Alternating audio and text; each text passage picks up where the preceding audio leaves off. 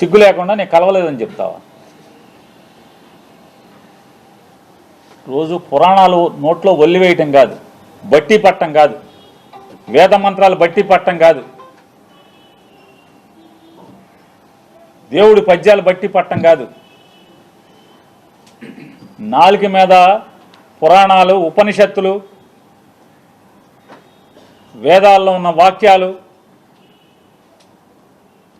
అవి బట్టి పట్టినంత మాత్రాన ఇట్టాకుంటుంది. బట్టి పడితే జీవితం. సాక్షాత్తు బాలకృష్ణ నాతో ఫోన్లో మాట్లాడాడు, నాతో